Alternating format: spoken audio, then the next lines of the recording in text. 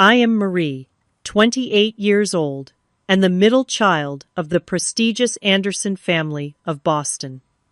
I always felt like the black sheep growing up, never quite fitting the mold my parents crafted. When I passed the bar exam last month instead of joining the family business, I thought they might finally be proud. I was wrong. Last night I returned home for a family dinner celebrating my brother's engagement. The moment I walked through those familiar doors, I felt the tension. I never imagined that by dessert my parents would look me in the eye and say those words that changed everything. Where are you watching from? Drop it in the comments below. Hit that like button and subscribe to hear how I rebuilt my life after being disowned by the family I thought would always be there for me. Growing up in Beacon Hill meant more than just having a prestigious address. Our 5-story brownstone overlooked Boston Common, its interior filled with antiques and artwork that had been in the Anderson family for generations. My father, James Anderson, built Anderson Development into a real estate empire worth hundreds of millions. My mother, Eleanor, came from old money herself and managed our family image with precision and calculation. From the moment we could understand words, my siblings and I knew what was expected. Anderson children went to Phillips Academy, then Harvard Business School, then joined the family company. My older brother Thomas followed this path perfectly. 6 feet tall with our father's strong jawline and our mother's charm, he was groomed to take over from day one. He excelled at everything from sailing to finance, making connections with all the right people, and dating all the right girls. My younger sister Amanda was the family rebel, but in ways that were ultimately acceptable. She chose Brown instead of Harvard, studied art history instead of business, but still maintained the proper social connections, and dated the son of one of father's golf buddies. Her minor rebellions were tolerated because she never truly threatened the family image. Then there was me. From an early age, I questioned things the others accepted. Why did we have so much when others had so little? Why did appearance matter more than substance? Why did the family donate to charities but speak disparagingly about the people those charities helped? When I was 16, I volunteered at a legal aid clinic for a school project. Watching those attorneys help people who had nowhere else to turn ignited something in me.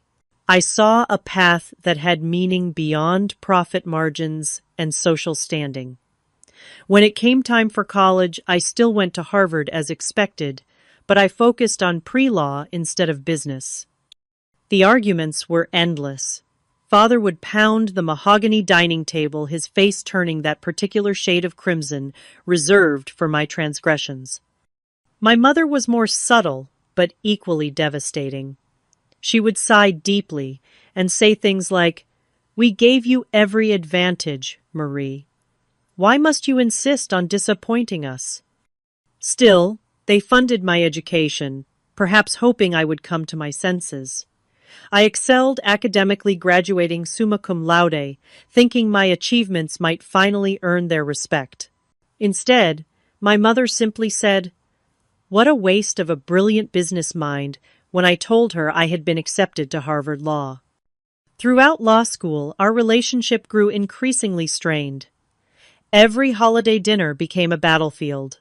Even as they paid my tuition and rent for my Cambridge apartment, they made it clear this was an investment they expected returns on. Eventually, they thought I would see reason and join Anderson Development as their in-house counsel at the very least. But the more I learned about the law, the more I was drawn to public interest work. During my summers, while Thomas interned at investment banks and Amanda toured European galleries, I worked at nonprofits helping domestic violence survivors navigate the legal system. When I passed the bar exam last month, I thought perhaps they might finally be proud. I had accomplished something difficult, something meaningful. I had opportunities at several prestigious firms, but was leaning toward a position at a legal aid clinic similar to the one that had inspired me years ago. The night before the fateful dinner, I stood outside my apartment building, phone in hand, heart pounding, as I called my mother to share the news.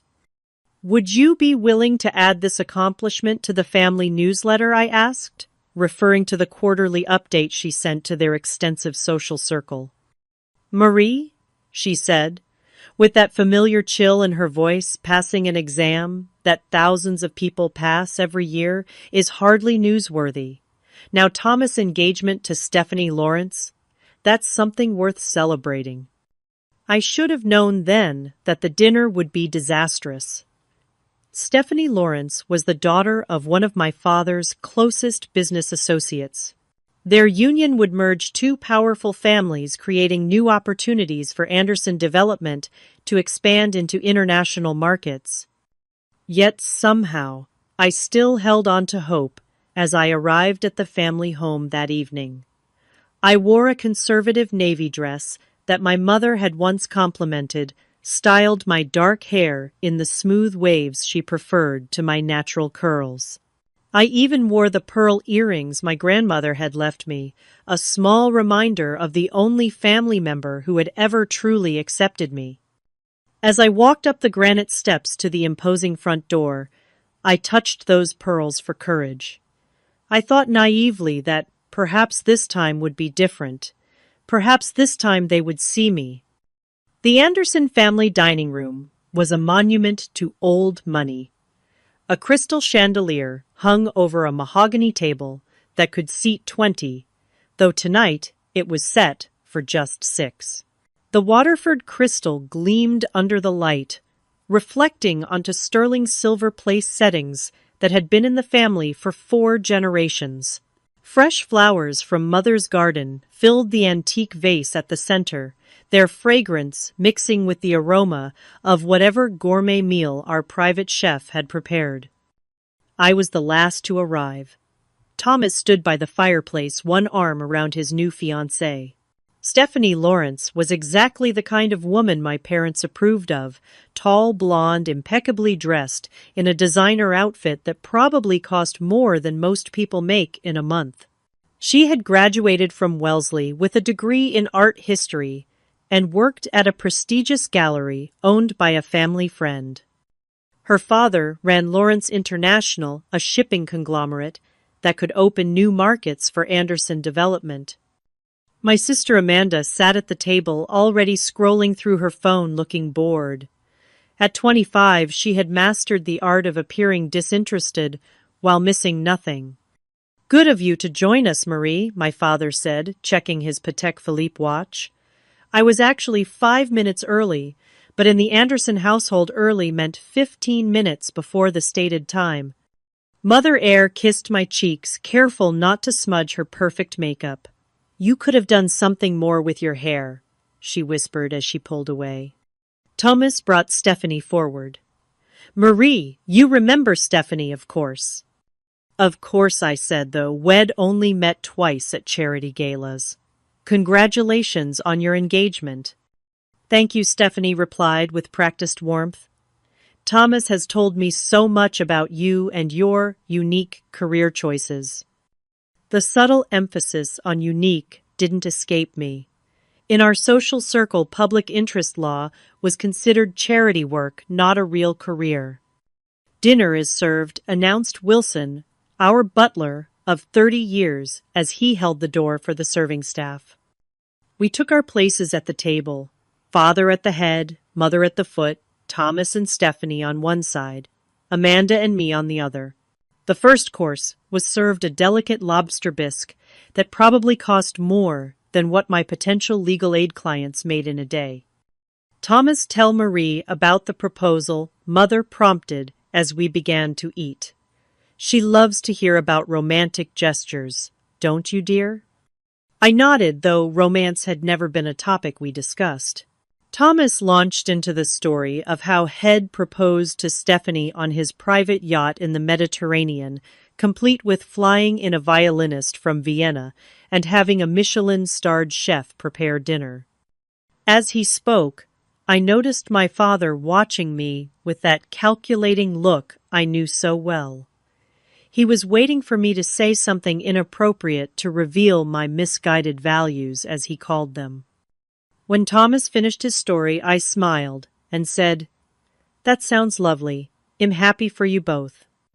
A brief look of disappointment crossed my father's face. He had wanted me to object to give him an excuse. The main course arrived perfectly seared duck breast with a cherry reduction. As the conversation turned to wedding plans, I saw an opportunity to share my own news.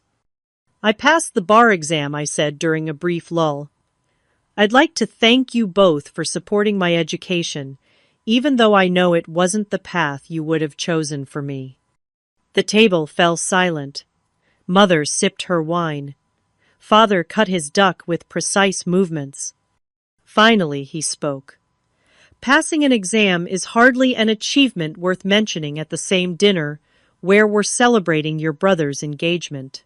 But since you've brought it up, have you reconsidered my offer to join the legal department at Anderson?" I took a deep breath. "Actually, I've been offered a position at the Boston Legal Aid Foundation. It's the organization that inspired me to become a lawyer in the first place." Father set down his knife and fork with deliberate slowness. "The legal aid place where you volunteered in high school, that little charity operation. It's actually one of the most respected public interest law organizations in Massachusetts," I said, feeling my heartbeat quicken. "They help people who have nowhere else to turn." Thomas cleared his throat uncomfortably. Stephanie looked down at her plate. Amanda watched with undisguised interest. Mother spoke next, her voice dangerously soft. "Marie, we've tolerated your phase of rebellion. We've paid for your education at the finest institutions. And this is how you repay us. By throwing it all away to work with those people. Those people are citizens who deserve legal representation," I said, struggling to keep my voice steady. "The position would allow me to make a real difference." "A real difference," Father scoffed. "The only difference you're making is embarrassing this family. Do you have any idea how it looks when people ask what my daughter does, and I have to tell them she's chosen to work with criminals and welfare cases? That's not what Your brother is making something of himself," he continued, voice rising. "Hes bringing value to this family. Hes marrying a woman who understands her role in society. And you, after everything we've given you, you choose to throw it back in our faces." "I never asked to be part of a family that values money over people," I said, the words escaping before I could stop them. The room went utterly silent. Even the staff froze in place. Father stood slowly, napkin falling to the floor. His face had gone from red to an alarming purple. "Then perhaps you shouldn't be part of this family at all," he said, each word like ice. "If you insist on this path, you are no longer welcome here. You are not part of this family anymore. Don't come back." I stared at him in shock. James' mother said quietly, but she made no move to contradict him. I looked at my siblings. Thomas stared at his plate. Amanda looked at me with wide eyes, but remained silent. "Father, you can't mean," I began. "Wilson," he interrupted, "please escort my former daughter out. Her apartment keys should be on the hall table. Make sure she takes them as shall find her financial access has been revoked effective immediately." Wilson, who had watched me grow up, who had bandaged my skinned knees and smuggled me cookies when I was sent to bed without dinner, looked pained, but he nodded. "This way, Miss Marie." In a daze I stood and followed him to the foyer. Behind me, I heard the dinner conversation resume, as if nothing had happened, as if I had never existed. Wilson handed me my coat and a small envelope containing my keys. "I'm sorry, miss," he whispered. "This isn't right." I stepped outside into the cool evening air. The door closed behind me with a definitive click. I heard the lock turn. I stood there, frozen, staring at the locked door, the key to my childhood home, now useless in my hand. That night was the longest of my life. I took a taxi back to my Cambridge apartment, a luxury two-bedroom with floor-to-ceiling windows and a doorman that my parents had insisted on for my safety. The irony wasn't lost on me as I realized I could no longer afford to live there. I sat on my designer couch in the dark, trying to process what had happened. The shock kept me from crying at first. This was a nightmare. I'd wake from, surely. My parents had been disappointed in me before angry even, but disowning me entirely. It seemed unreal. My phone buzzed at 11:30. It was Amanda. "Marie, are you okay?" she asked, her voice hushed. She was clearly hiding somewhere in the house to make this call. "What do you think I managed to say?" "It's insane," she said. "I can't believe they did this. Father had Wilson change all the locks tonight, even the gate code." "Did you or Thomas say anything after I left?" I asked. There was a pause. "Thomas said you brought it on yourself." Stephanie looked uncomfortable but didn't speak up. "I tried to defend you, but Father threatened to do the same to me if I didn't drop it." I wasn't surprised. Thomas had always been Father's perfect soldier. And Amanda was still financially dependent, still living at home while working at her gallery job that paid mostly in prestige. Marie Amanda continued theirs more. Father called the family financial advisor right after dinner. "Hez freezing all your accounts and canceling your credit cards." The numbness began to give way to panic. But my rent is due next week, and I don't start the new job until next month. How am I supposed to— I know, she interrupted. "I can loan you some money from my personal account, but not much. Father's watching mine, too." After we hung up, I checked my bank accounts. My checking account, which had held approximately $5,000 that morning, now showed a zero balance. My savings account, which had contained the remainder of my last semester living expenses, about $15,000, was similarly empty. The credit card I'd used for years was declined when I tried to order food delivery. In the span of a few hours, I'd gone from financial security to nothing. Morning brought no relief. I woke to an email from my landlord. Apparently, my father had contacted him directly to inform him that they would no longer be guarantors on my lease. With no income yet and no savings, I had 30 days to either provide a new guarantor or vacate the apartment. I called the Boston Legal Aid Foundation, hoping I could start work early. The office manager was sympathetic, but explained that their budget was strictly allocated by grant cycles. The position didn't officially begin for another 3 weeks, and even then the starting salary was modest $45,000 a year. After taxes, it would barely cover a studio apartment in a safe neighborhood. By noon, I'd called 6 friends, explaining my situation. 5 expressed sympathy, but offered no concrete help.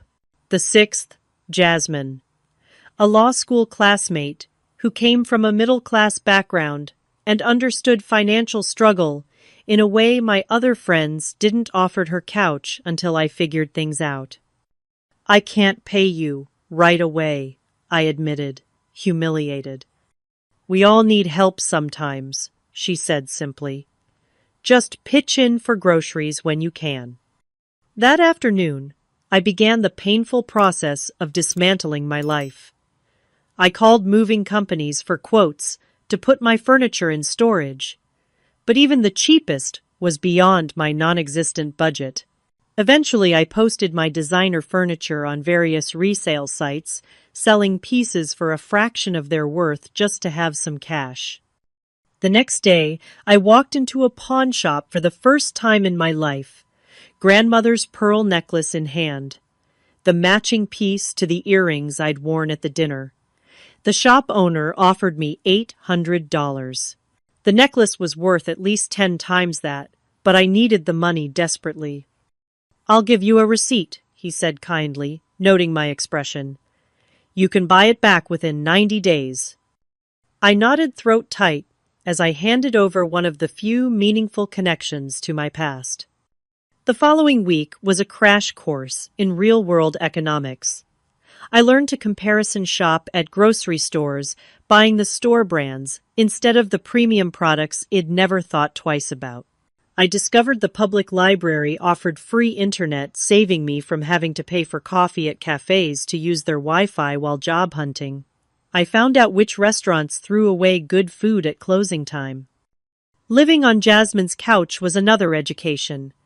Her apartment in Somerville was a third the size of mine, shared with another roommate. The furniture was mismatched, the appliances outdated. But there was a warmth to it my perfect apartment had lacked. They cooked together instead of ordering in. They had friends over for game nights instead of attending exclusive events. Is this how normal people live? I wondered, one night, helping them prepare a pasta dinner that would feed all three of us for less than $20. 2 weeks after being disowned, I accepted a temporary position at a document review company, a mind-numbing job that paid just enough to contribute to Jasmine's household and save a little toward my own place. It wasn't what I'd gone to Harvard Law for, but it would bridge the gap until my real job started. At night, I still cried myself to sleep, the pain of rejection, raw and constant. But something else was growing alongside the hurt. A resilience I hadn't known I possessed. For the first time in my life, I was standing completely on my own. It was terrifying, yes, but also strangely liberating. Then exactly 1 week after that fateful dinner, an email arrived that would change everything again. The sender, George Hamilton, my father's longtime attorney. The subject line, urgent, please call immediately. I stared at the email on Jasmine's laptop, my heart pounding. What more could they do to me? Had they found some way to interfere with my job offer? Were they suing me for something? My mind raced through increasingly dire scenarios. The email itself was brief and professional. Dear Miss Anderson, a matter of extreme urgency has come to my attention regarding your financial situation. Please contact me at your earliest convenience to discuss. This is time-sensitive and impacts you directly. Regards, George Hamilton S. Hamilton, Associates. I showed the email to Jasmine, who frowned. Sounds fishy. Why would your parents' lawyer reach out if they've cut you off? I don't know, I admitted. But George has known me since I was a child. He always seemed fair, even kind, despite being father's attorney. After debating for an hour, I finally called the number in the email signature. Hamilton and Associates, how may I direct your call? Came the receptionist's polite voice. This is Marie Anderson for George Hamilton, I said, surprised at how steady my voice sounded. After a brief hold, Georges' familiar voice came on the line. Marie, thank you for calling. I was concerned you might ignore my message. I considered it, I admitted. I'm not exactly eager to hear more bad news from my family's representatives. He cleared his throat uncomfortably. This isn't what you think. Is there any way we could meet in person? This matter island, delicate. My suspicion grew, but curiosity won out. I'd be willing to meet in a public place, I said cautiously. We agreed on a coffee shop near Boston Common the next day. I arrived early, choosing a table with a clear view of the entrance and exit. When George walked in, I was struck by how tired he looked. The always impeccable attorney seemed to have aged years in just a week. Marie, he said, taking the seat across from me, thank you for agreeing to meet. What's this about, George? I asked directly. He glanced around, then lowered his voice. Are you familiar with the trust your grandmother established for you before she died? I frowned, confused. Grandma Rose had died when I was 16. She had been my father's mother, but nothing like him. Warm, compassionate, interested in my dreams, rather than how they reflected on the family. I knew she had left some money to each grandchild, but the details had always been managed by my parents. I know she left each of us something, but father said it was just a small education fund that was used up during college, I replied. George looked pained. That isn't accurate.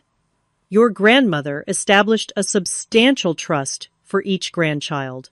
Thomas received his when he turned 25, as stipulated in the trust documents. Amanda will receive hers next year. And mine, I asked, a strange feeling growing in my stomach. Yours was different, he explained. Your grandmother saw something in you, Marie. She specified that your trust would be accessible when you either turned 30 or completed graduate school, whichever came first. The funds were designated specifically for education and housing. I tried to process this information. So there's a trust in my name. How much are we talking about? George took a deep breath. $2 million. The coffee shop seemed to spin around me. $2 million. And my parents never told me. The trust has been actively managed and has grown significantly since your grandmother established it, George continued. As the family attorney, I've been overseeing all three trusts, but your parents have been the designated administrators until the distribution conditions were met. Which means, I began. Which means they controlled it until now, he confirmed. When you passed the bar exam, you fulfilled the graduate education requirement. The trust should have transferred to your control immediately. I sat back stunned. Then why didn't it? George looked deeply uncomfortable. Your father instructed me not to process the transfer. When I reminded him that this was legally required, he suggested, there were ways to reinterpret the trust language or delay the process indefinitely. My shock gave way to anger. They've been stealing from me. Not technically stealing, he clarified quickly. The funds are still there, but they have been borrowing against the trust assets for various family business purposes, which is a clear violation of their fiduciary duty as trustees. I stared at him. George, why are you telling me this? You're their lawyer, not mine. He met my eyes directly. Because what they're doing is illegal, and as an officer of the court, I cannot be party to it. When your father asked me to draw up new documents, removing you from various family holdings following your disagreement, last week I had to review all the relevant financial structures. That's when I realized the extent of the irregularities with your trust. I suddenly understood. You think I'm going to sue them, and by extension you. He nodded grimly. If you consulted any competent attorney with this information, that's exactly what would happen, and you'd win. I'm trying to resolve this before it reaches that point. So what's happening now? I asked. Your parents want to meet. They've suggested my office tomorrow afternoon. I wanted to brief you first, so you understand your position. My position. George leaned forward. Marie, you have all the leverage here. They know it, and they're panicking. That's why your father has suddenly had a change of heart about your place in the family. As if on cue, my phone buzzed with a text from my mother, the first contact since the dinner. Marie, darling, we need to talk. Your father was upset and said things he didn't mean. Family is everything to us. Please come home. I showed George the message. He nodded knowingly. After George left, I sat in the coffee shop for another hour, trying to absorb everything. My grandmother had believed in me enough to set aside this fortune specifically for me. My parents had hidden it, used it, and only now that they were caught were they suddenly interested in reconciliation. That evening, I met with a financial advisor. George had recommended someone with no connection to my family. She confirmed everything he had said and outlined my options going forward. As I walked back to Jasmine's apartment, I felt a strange sense of calm, replacing the turmoil of the past week.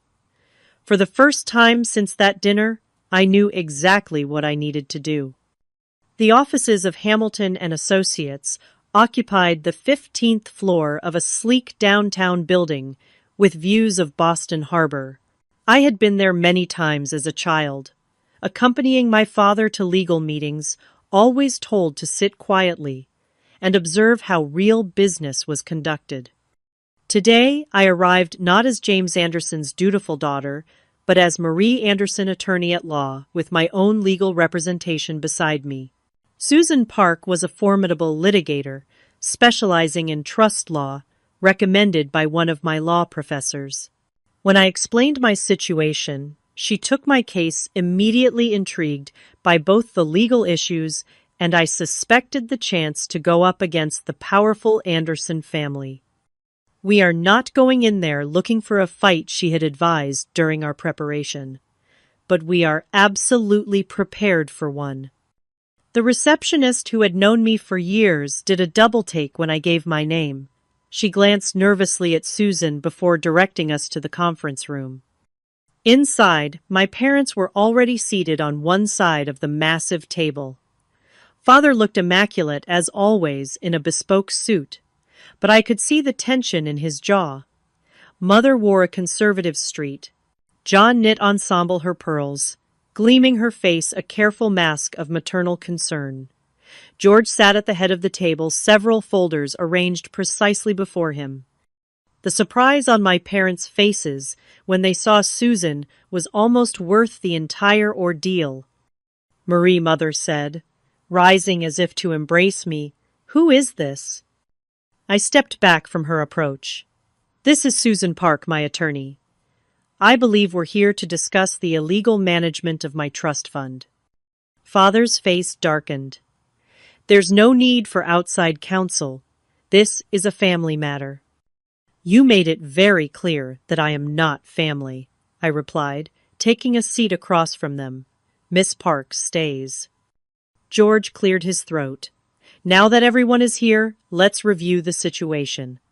The trust established by Rose Anderson for her granddaughter Marie stipulated distribution upon completion of graduate education. That condition has been met. The trust, currently valued at approximately $2.3 million, should be transferred to Marie's control immediately. Father leaned forward. "Before we proceed with any transfers, I think we all agree that family unity is paramount.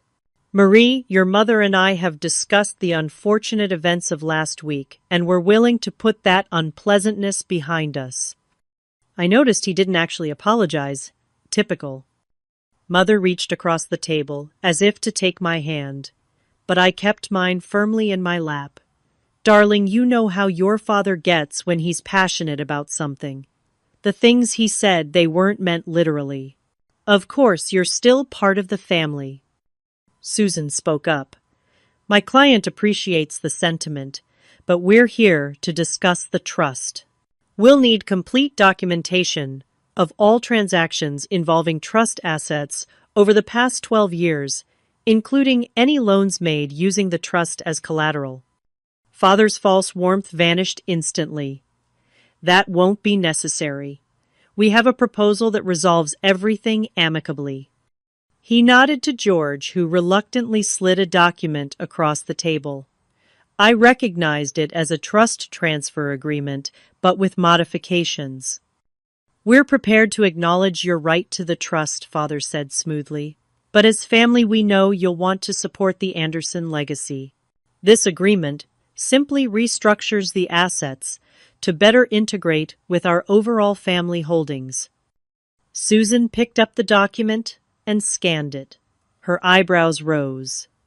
"Mr. Anderson, this agreement would effectively transfer control of the trust assets to Anderson Development Corporation. Your daughter would receive a small annual distribution, but would forfeit any actual control. It provides financial security while keeping the family interests aligned, he countered. It's a win-win. I felt a familiar sensation rising within me, the same mixture of anger and disappointment I'd experienced throughout my childhood, whenever my authentic self collided with my parents' expectations. But this time, something was different. I wasn't a child anymore, desperate for their approval. I was a Harvard-educated attorney, being offered a blatantly self-serving deal by people who had discarded me a week ago. A memory surfaced suddenly. I was 12, showing my grandmother a story I'd written for school. Unlike my parents, who criticized its lack of practical value, Grandma Rose had read every word, then looked at me with those kind eyes so unlike her son's. Marie, she had said, you have a gift for seeing the truth of things. Never let anyone take that from you, not even family. Especially not family. Now I understood why she had structured my trust differently from my siblings. She had known. She had seen the dynamic in our family and had created a safety net for me, knowing this day might come. I pushed the document back across the table. Number. Father blinked, genuinely surprised. I don't think you understand what's being offered here. I understand perfectly, I said, my voice steady. You disowned me, cut me off financially, and are now attempting to manipulate me because you've been caught misusing funds that legally belong to me. Marie Mother interjected, your father is offering to welcome you back into the family. On the condition that I sign over my inheritance, I finished for her. That's not family, that's a business transaction. Father's face was turning that familiar shade of crimson. This attitude is precisely why we've had problems.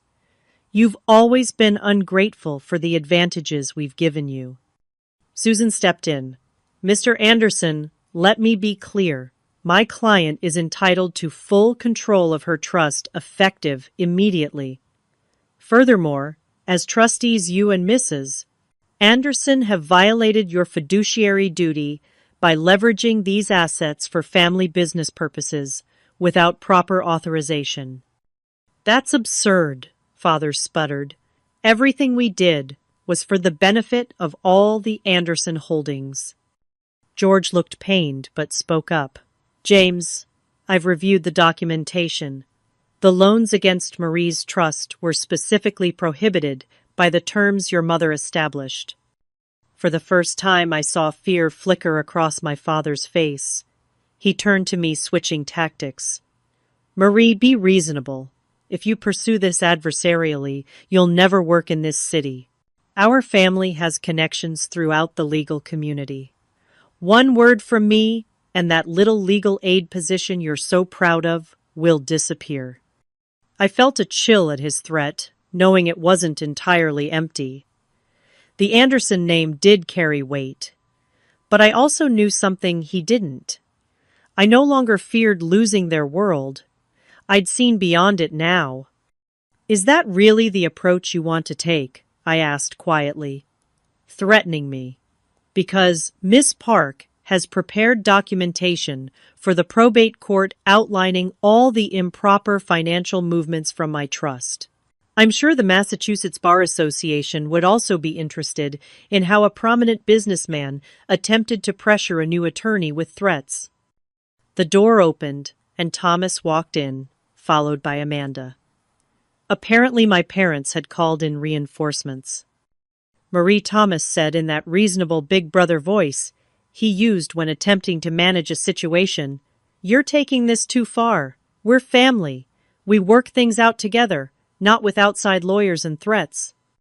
Amanda said nothing, but I could see the conflict in her eyes. I turned back to my parents. I'm not the one who took this too far. You are the ones who told me I wasn't part of this family anymore. You are the ones who threw me out without a second thought. You are the ones who illegally used my inheritance. And now that you're caught, you expect me to simply forget all that because of family loyalty. Loyalty goes both ways. Father stood abruptly. I've heard enough. Either you sign the agreement and return to the family on our terms, or you can pursue this legally and ensure you never have a relationship with any of us again. Your choice. It was the same ultimatum he'd used my entire life, your way or nothing. But this time I saw it for what it was, a desperate attempt to maintain control. I stood as well. I choose me. I choose the path Grandma Rose believed in enough to protect. I choose a life where I'm valued for who I am, not for what I can add to the Anderson balance sheet. I turned to leave Susan gathering her materials beside me. You'll regret this, Father called after me. Without us, you're nothing. I paused at the door and looked back at my family, my controlling father, my appearance-obsessed mother, my conformist brother. Only Amanda showed any sign of understanding in her eyes. Actually, I said with a calm, I truly felt, I think I'm just beginning to discover who I really am. As the elevator doors closed behind us, Susan smiled. That was impressive. Most people cave when faced with that kind of family pressure. I had 16 years of practice standing up to them, I said. I just never had the power to walk away before. As we stepped out into the bright Boston afternoon, I felt lighter than I had in years. The pain wasn't gone. 2 decades of conditional love doesn't heal overnight. But for the first time, I could see a future determined by my own values, not theirs. The first thing I did after gaining control of my trust was nothing. Susan advised me to take time before making any major financial decisions, and I agreed. After years of having no say in my financial life, I wanted to proceed thoughtfully. I moved out of Jasmine's apartment with profound gratitude for her support during my darkest days. Instead of returning to a luxury building, I found a modest 1-bedroom in Jamaica Plain, a diverse neighborhood I'd never explored during my sheltered upbringing. The apartment was small by Anderson standards, but it was mine, purchased outright with a portion of my trust. When my position at Boston Legal Aid Foundation officially began, I threw myself into the work. The starting salary that had seemed terrifyingly inadequate weeks earlier no longer concerned me. I had financial security, but chose to live primarily on my earned income, preserving the trust for meaningful, long-term investments. My first cases were challenging, but fulfilling: tenant eviction defenses, domestic violence, protection orders, public benefits appeals. Each client had a story of systems, failing them, of powerful interests dismissing their humanity. I recognized the patterns from my own experience, though my privilege had shielded me from the worst consequences. 2 months after the confrontation in George's office, Amanda called me. She had never been as entrenched in Father's worldview as Thomas, and curiosity finally overcame family pressure. "Can we meet?" she asked tentatively. "Just the 2 of us." We met at a casual cafe in my new neighborhood, far from the upscale establishments our family frequented. Amanda looked both out of place and intrigued in her designer clothes. "So this is how the other half lives," she joked, weakly gesturing at the mismatched furniture and local art on the walls. "Most of the world lives this way, or with far less," I pointed out. Our bubble was the exception, not the rule. Over the next 2 hours, we talked more honestly than we ever had. She admitted envying my courage to break away. I confessed the pain and fear I still felt despite my newfound independence. "Father's using your empty seat at dinner to remind us all what happens to those who defy him," she said. "But I think he's actually scared. The business isn't doing as well without access to your trust as leverage." "I'm not happy about that," I admitted. "I never wanted to hurt the family business or the people who work there." "Maybe you could help," she suggested. "Not by giving in, but by using your legal skills to advise them properly." I considered it briefly, but shook my head. They don't want my help. They want my compliance. There's a difference. As autumn turned to winter, I established a routine in my new life. Weekdays were dedicated to my clients. Evenings and weekends I spent building a community beyond the restricted social circle of my upbringing. I joined a local community garden, volunteered at a youth writing program, and even started dating someone I met at a neighborhood potluck, a high school history teacher with no connection to Boston's elite. The holidays approached, the first I would spend without family. The prospect was both liberating and terrifying. Jasmine invited me to join her family's Thanksgiving, a chaotic, loving gathering that bore no resemblance to the formal appearance-focused holidays of my childhood. During the meal, Jasmine's father raised his glass.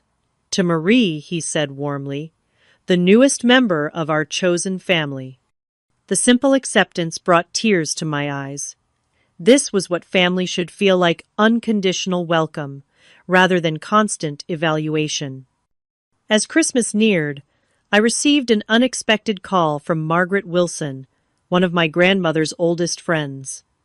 I'd met her a few times as a child, but hadn't spoken to her in years. "Marie," she said, "when we met for tea, your grandmother would be so proud of you." "You know about everything that's happened?" I asked, surprised. She smiled gently. "Boston's old money circle talks, dear.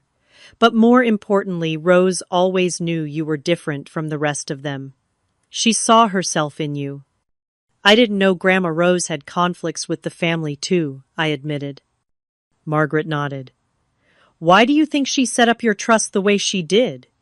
She fought the same battles with her husband that you fought with James. The difference is she never found the courage to break free. She wanted to make sure you could, if you needed to." That conversation healed something in me. I'd been carrying a sense of failure for not fitting into my family. Learning that my grandmother had seen and valued my difference, had even experienced it herself, transformed my understanding of my own story.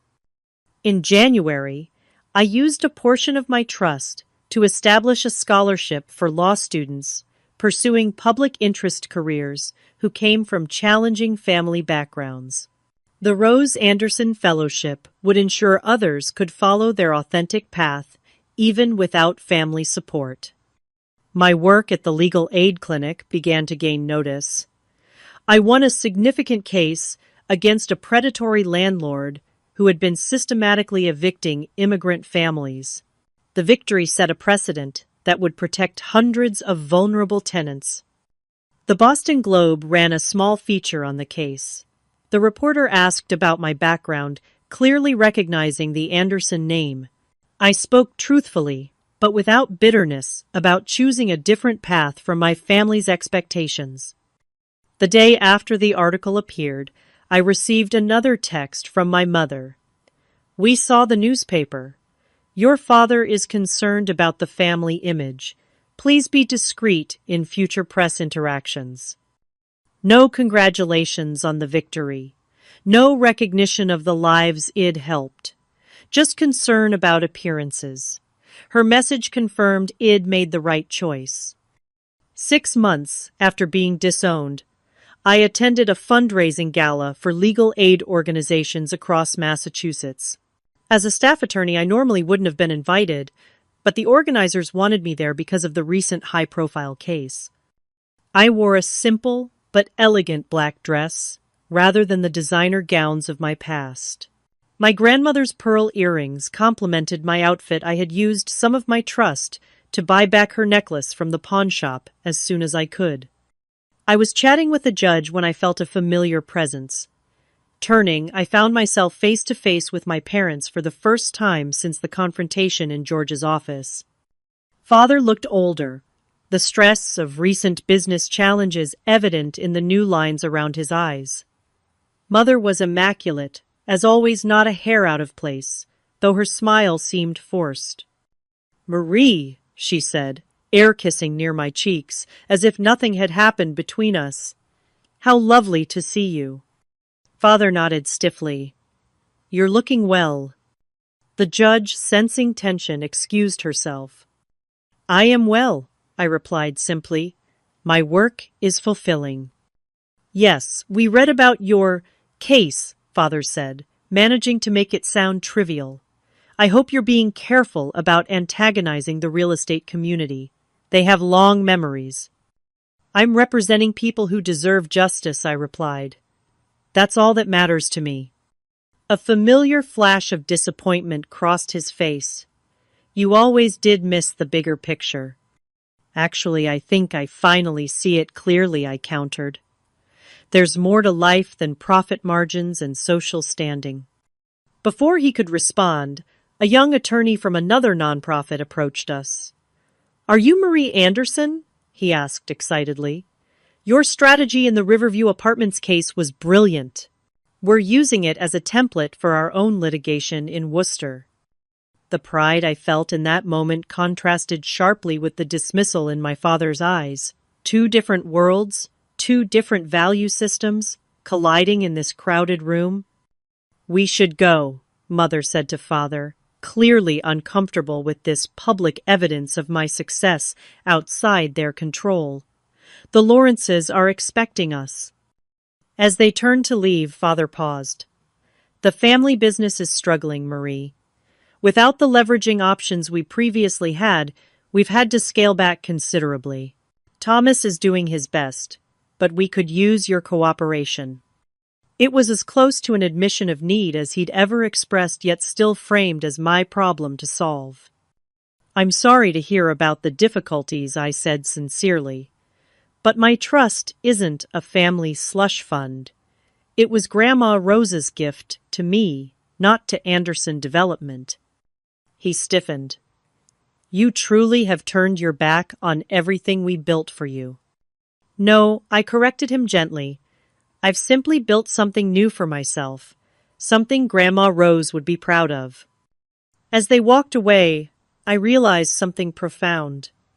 I no longer needed their approval. The ache of rejection remained, but it no longer defined me. I had found my own path, my own definition of success, my own family of choice. That night, looking out at the Boston skyline from my modest apartment, I felt a sense of peace I'd never known in the grand family mansion. I was Marie Anderson, not just an Anderson. For the first time in my life, that was enough. 1 year after that fateful family dinner, my life had transformed in ways I could never have imagined. My small Jamaica Plain apartment had become a true home, filled with second-hand furniture, chosen for comfort rather than status, and walls adorned with local art that spoke to me rather than investment pieces selected for prestige. I had built a circle of friends who knew me for myself, not my family name. My work at Boston Legal Aid had evolved beyond entry-level cases. I now headed a small team focused on housing justice, mentoring newer attorneys while maintaining my own caseload. The salary remained modest by Anderson standards, but it was enough for my needs, and the trust ensured I could focus on impact rather than income. The Rose Anderson Fellowship had selected its first recipient, a brilliant first-generation law student who had been homeless as a teenager. Watching her pursue her dreams without financial anxiety brought me a deeper satisfaction than any luxury purchase ever had. Amanda and I maintained our reconnection meeting monthly for coffee or dinner.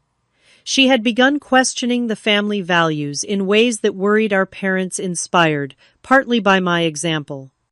Have you thought about what you'll do when the trust comes to you next year? I asked during one of our meetups. She stirred her coffee thoughtfully. I'm not sure yet, but I know I don't want Father controlling it. I've been talking to Susan about setting up proper protections. Her growing independence had strained her relationship with our parents, though not to the breaking point I'd experienced. Thomas, meanwhile, had doubled down on his loyalty to Father, barely acknowledging my existence when we occasionally crossed paths at social events. The family business had stabilized after initial struggles, though father had been forced to sell one of their development properties to cover cash flow issues. According to Amanda, he still blamed me for their financial challenges rather than acknowledging his own improper use of my trust. In early spring, I received an invitation that surprised me, the annual Anderson family Easter brunch. This elaborate affair was traditionally held at my parents' home and attended by extended family and close business associates. I had assumed my name was permanently removed from such guest lists. The handwritten note accompanying the formal invitation read simply, "Families should be together for holidays. Mother." I showed it to Jasmine, who had remained my closest friend, despite my move to my own place. "Are you going to go?" she asked. "I don't know," I admitted. "Part of me wants to show them I've moved on and am happy without their approval. But another part fears being pulled back into their world even briefly." After much consideration, I declined the invitation politely but firmly. I wasn't ready to re-enter that environment, especially not for an event designed to showcase family unity for social benefit rather than genuine reconciliation. Instead, I spent Easter Sunday volunteering at a community meal program with friends from my neighborhood. The joy and connection I felt there confirmed I had made the right choice. 2 weeks later, I was shopping at a local farmer's market when I quite literally bumped into my parents. They were visiting the upscale gourmet section, looking oddly out of place among the diverse crowd in their carefully coordinated country club attire. Mother recovered first. "Marie, what a surprise." "I live in this neighborhood," I explained, gesturing to my shopping bag filled with local produce. "What brings you here?" "Your father has been advised to eat more organic food," she said, sounding slightly embarrassed to be caught in such a public market. "His doctor suggested we might find some acceptable options here." The awkward conversation might have ended there, but a small child ran past, bumping my mother's designer purse and causing her to step back directly into a puddle, ruining her expensive shoes. Rather than the expected outburst about careless parents and ruined Italian leather, I watched in surprise as my father steadied her, silently concern evident in his face. He looked older, more vulnerable than I remembered.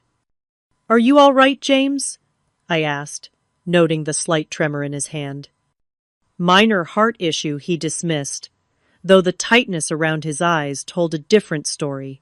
Nothing serious. Mother glanced between us, then made an unexpected decision. "Perhaps we could get some coffee. There's a place just there."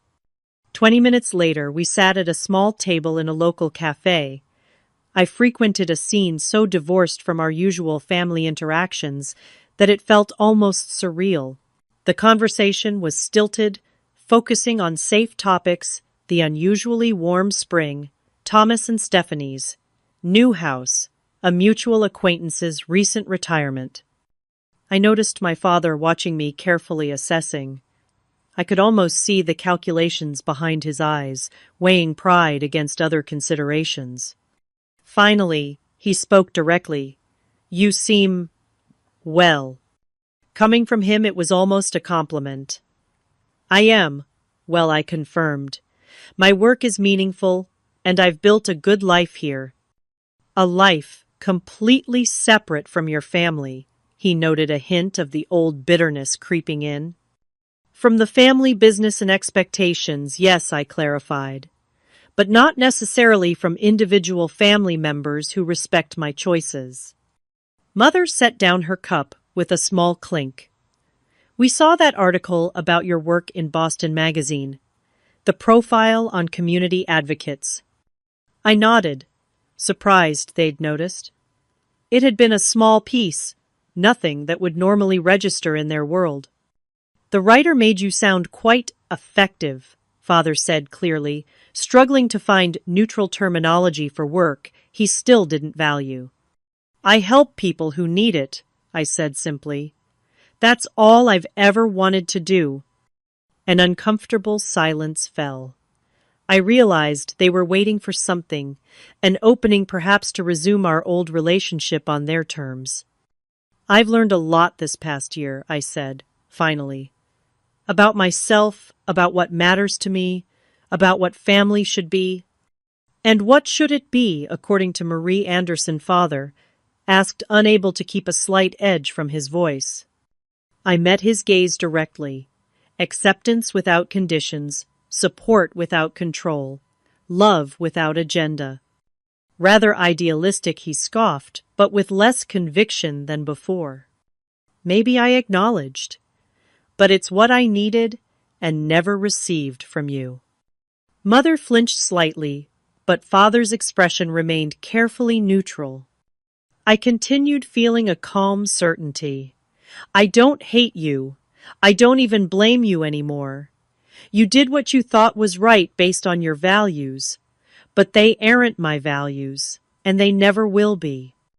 Father started to speak, probably to defend their approach, but Mother touched his arm lightly. He subsided, a small change that spoke volumes about shifts in their own dynamic. "Is there no way back?" she asked quietly.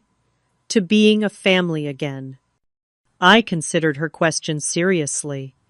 "Not back, no.